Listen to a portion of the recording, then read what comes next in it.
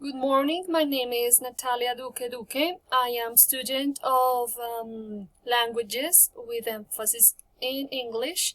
So today I'm going to talk about the course of Didactics of English. This is a brief summary about the course. So first of all, we're going to start with the definition of Didactics of English. So for this one, I'm going to read the definition because it's a little bit vast, a little bit large. So, didactics can be considered as the science of teaching and instruction involving aspects such as the foundations of specific areas of knowledge, the steps of the teaching process, and the aims of education in a particular field.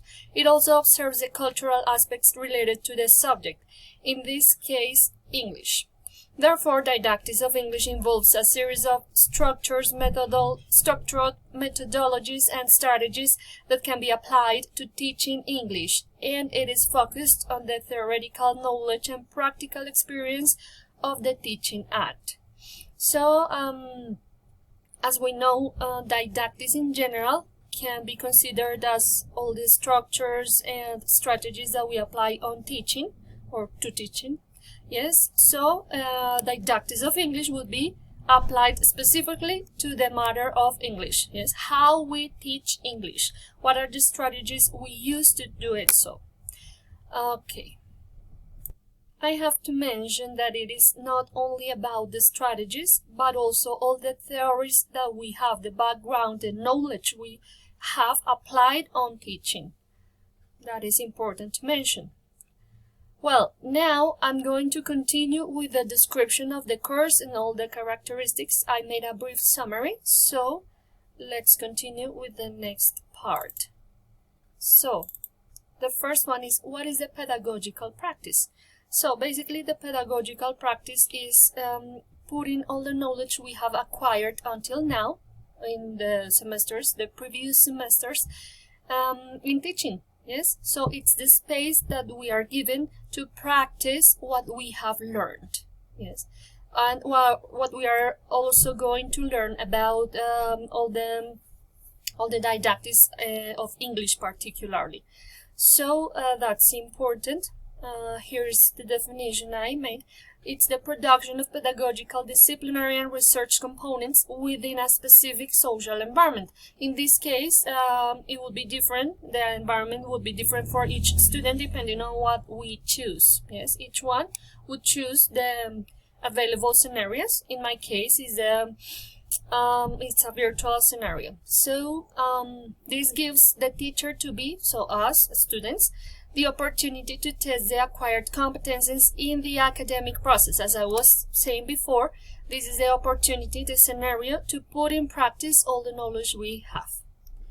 Now, going through the regulatory benchmarks. So, what are the regulatory benchmarks of the pedagogical practice? Basically, there are two main laws on which is based. Yes, the first one is the 30th law, which regulates superior education, and the second law is 115, which regulates basic and midterm, I think, education. So those are the two basic laws on which the practice is regulated. Now we have, through the years, there have been many addendums, many modifications, which we call resolutions and edicts. Yes, so that's important. The years we can see on the image: 2010, 2016, 2019, 2008, 2015, 2017, and 2020. So it would be important to know all of them, but it's the video, it's a short time to mention all of them. But here I put the image so you can see. It is also important to mention that our practice must be regulated because we are going to work. Yes, the practice is working on a real scenario, so we have to be regulated by the law. The job that we are going to do, it's very important because it's like an approximation to the factual work we are going to do as teachers in the future. So it must be regulated by all the laws that regulate education in Colombia. That's really important to know and understand. And according to that, we have some principles that are according to that law or to those laws. Yes. So the action principles of the teacher to be in the educational and pedagogical practice. So the first one is integrality of pedagogical practice. We have to be integral in all we do, not only the pedagogical practice, yes, but in these scenarios it's really important that we can be integral, yes, with ethic and values. That's important. Dialogicity among the educative actors. So that means that we need to be in constant communication with our group directors, with all the people who are involved in the pedagogical practice. Yes. Why? Because communication is a basic thing that we need to practice. Yes. To do a good job first, and second, to have success in our activities. Yes. This is not only one person job. This involves many people, so we need to take advantage on the help we are offered to do our practice. That's important. So dialogicity, to talk with those people. Let them know, for example, if we are going to be late one day, if we have a calamity, a domestic calamity, or if anything happens. So the process of education of the people who are involved in the practice doesn't get damaged, yes, in any way. So we have to be really respectful of that. Promotion of protective environments for children and adolescents. Since we are going to be working with real people, yes, so we need to offer them the protective ambience, the protective environment that they deserve. Yes, not only according to the law, to the Colombian law, but because of logic. Yes, we are human beings, so everybody deserves to be well treated.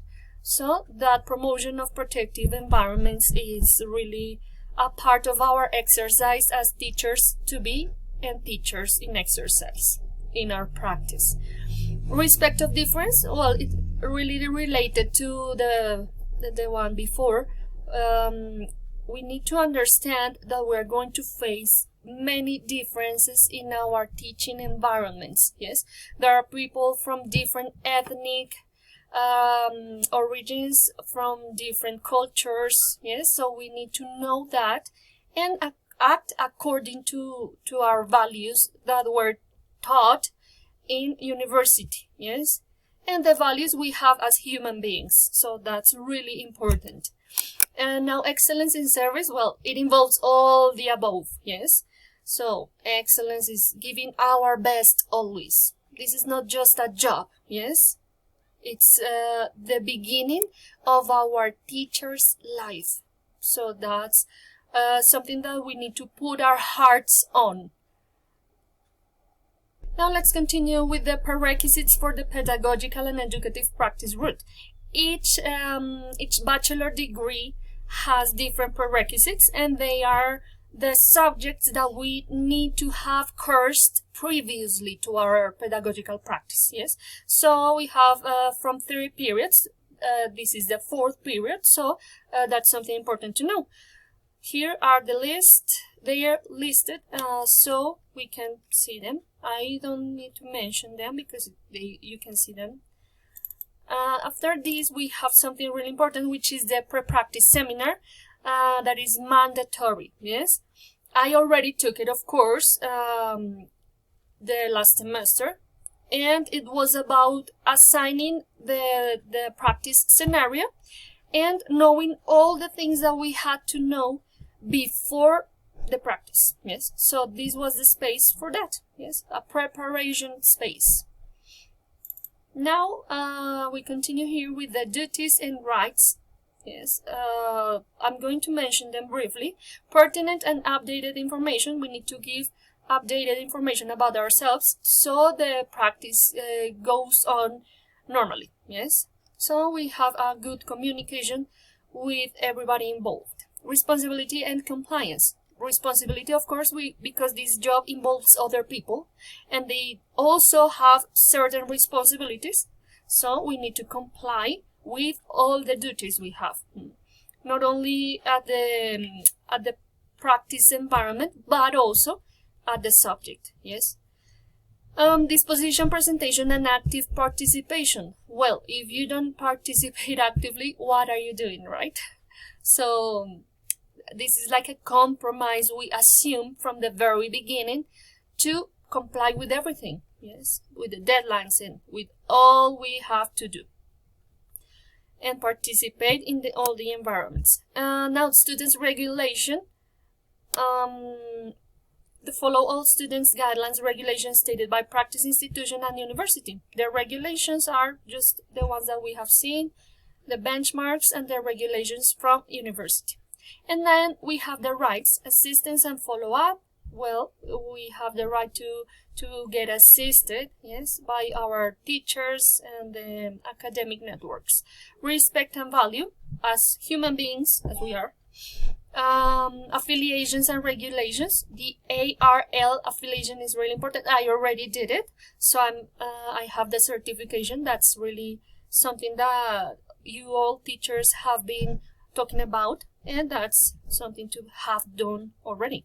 And the certification, since one of the benchmarks of our government is certificate the practice to the students, yes, so that can count as work experience, and that's something really good because many people don't have the opportunity to get a job easily, so this will help in their working life. Now the last part we have is the hours of practice. In total we have to comply with 32 hours of practice divided as follows. The second phase, the third, and the fourth, yes. So the second and the third are related to the practice itself, and the last is the simulated practice, which is a simulated environment, which we have also done in the last semester, yes, and that's important. So here you can see the division. That's it for now. Thank you for your attention.